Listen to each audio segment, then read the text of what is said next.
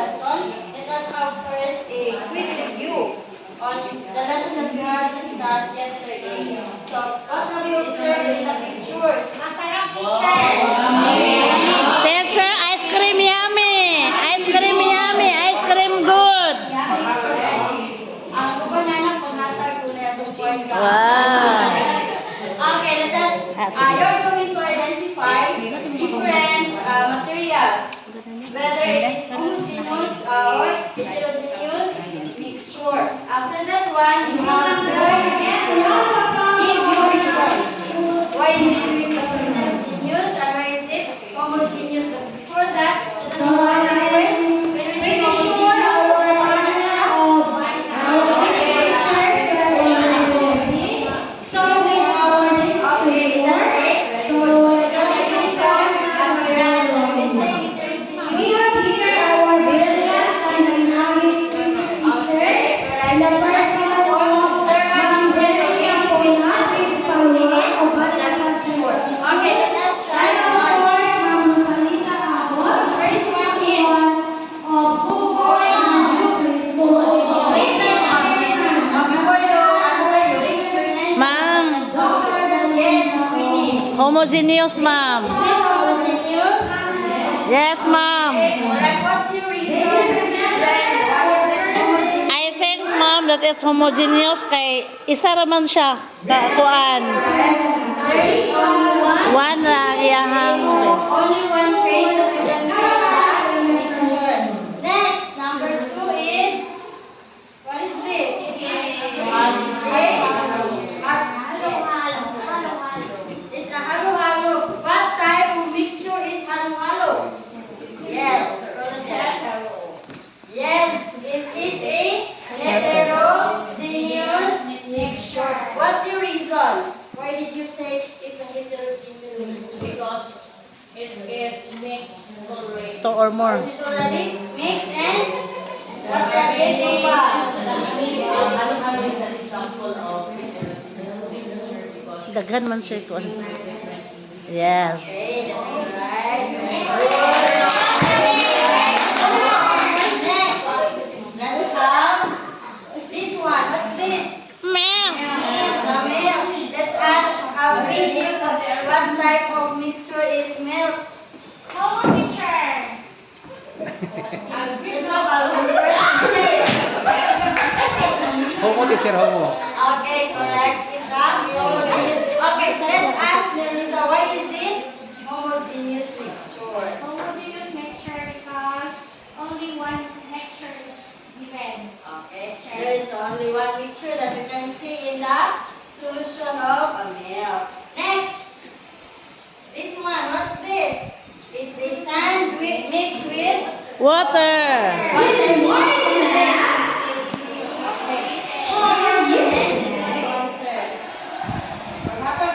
type of mixture is this? Yes, ma'am. That one is heterogeneous mixture. Heterogeneous mixture. That's right. It's a heterogeneous mixture. What's the reason? Because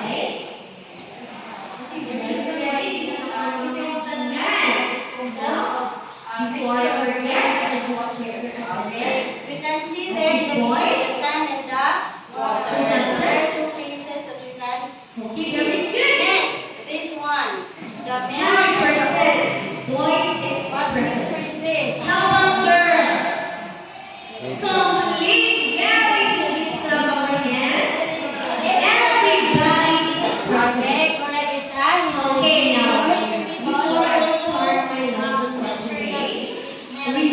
okay, that's right.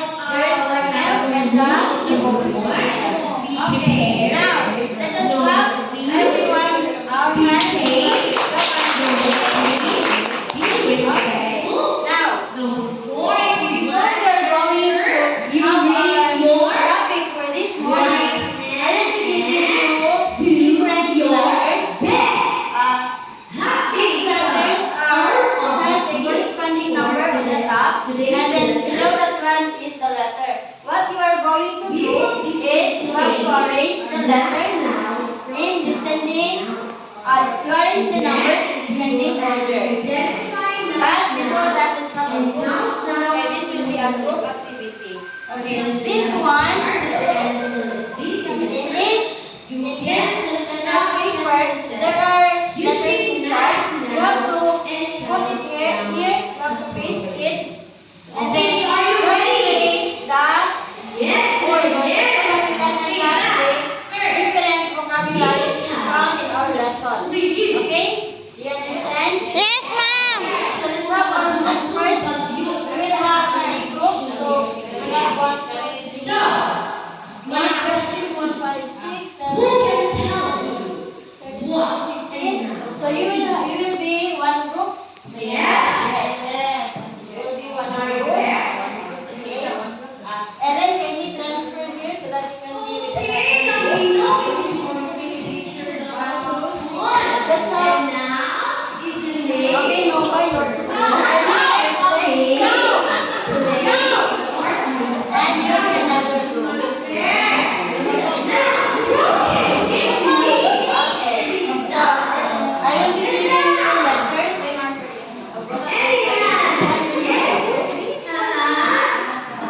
You have to arrange the numbers so it will be clear for you to identify. Okay, arrange.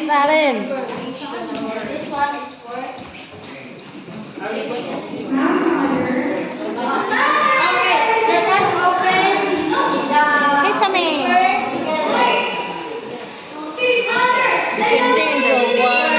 paper together. Arrange the different letters Five. in descending order from the That's me, highest ma'am. number to Okay, to the highest, to the lowest. 20. 20 una, ma'am. paste it. 20 pesos, ma'am. What ang number of 20.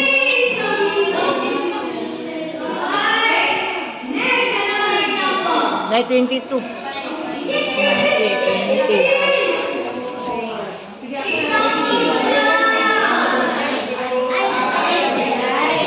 After that one, you have to paste it on the board so that we will know what are the different words.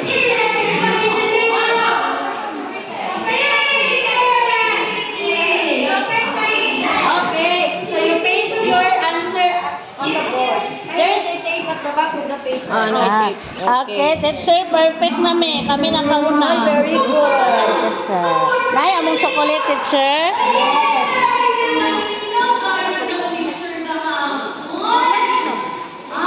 Di siya mo pilit, ma'am? Oh.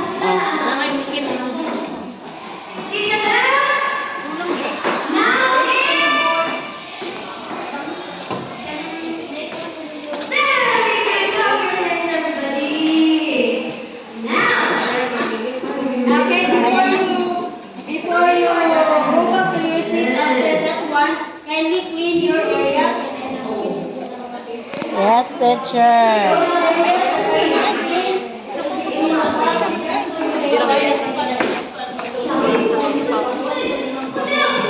We have the first one, the saturate. Ala, naunhan na ta. Dara among leader. Guwapa.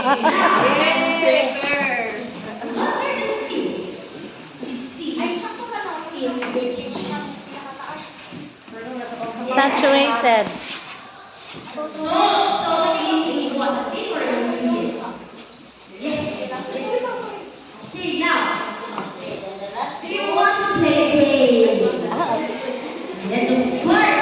Ma'am Det. Nabali? Okay, so let us see if your words are correct. These are the words that we will be dealing in our entire lesson. Everybody, can you read the first word? Saturated. The next word is unsaturated. And the third one? Saturated. Very good. Nobody got the wrong answer. But everybody got the correct answer.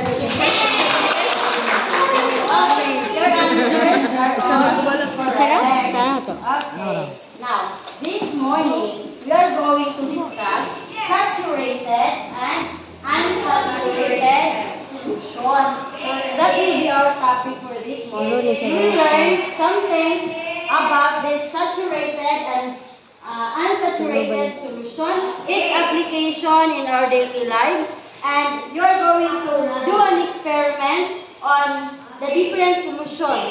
There are different materials that you're going to deal with, and you have to make your own saturated and unsaturated solution. That will be our the things that we're going to do this morning. Okay. Before the experiment, you're going to analyze and explain the diagram that shows the differences between saturated and unsaturated solution. What have you observed on the diagram? What are the things that you have seen in the diagram? And later on, you are going to answer these different questions.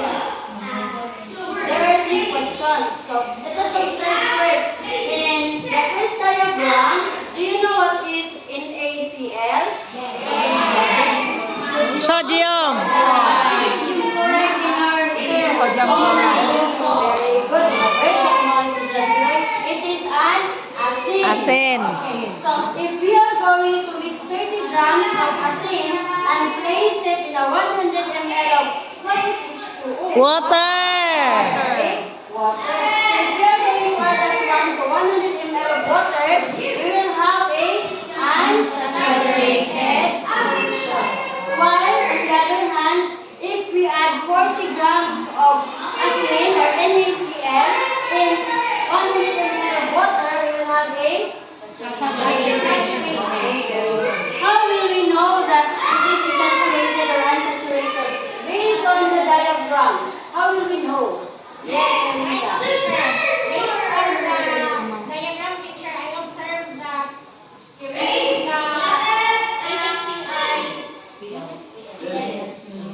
sodium chloride is in lower in gram.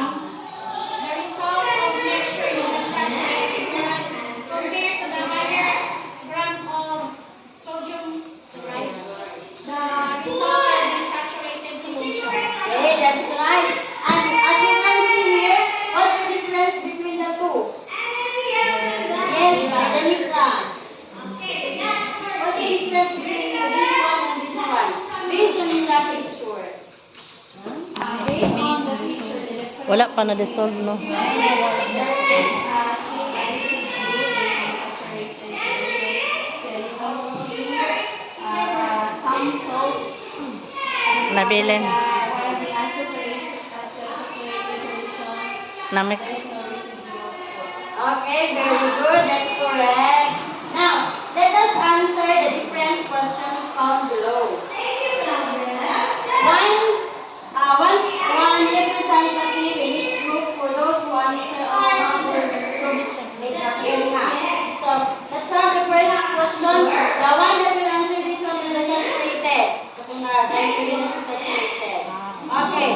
In which type of solution does salt completely dissolve? Yes. The type of solution that salt completely dissolved is the unsaturated solution. Okay, it's the unsaturated solution, correct. Next, for unsaturated group. In which type of solution does salt did not dissolve completely? Yes, Arnel. Okay, that's right. It's in saturated solution. Okay, the third question is, what is saturated solution? And what is unsaturated solution? This will be answered by the supersaturated group. Yes. Based on what we have seen, Good morning, ma'am. Good morning, ma'am. Good morning, ma'am. Dili, dako kay tingog dito, dami. Okay, let's have first the Pwede na ka, magugad niyo. first question. Oo. What is saturated solution? Yes, Roland. Okay, the saturated solution is the solution that is already dissolved and the unsaturated solution.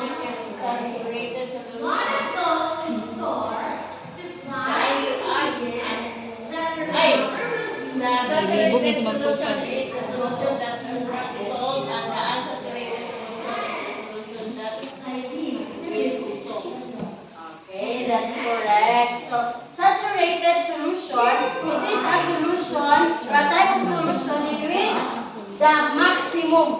pasabot pinakadako na nga amount of solute that has been dissolved.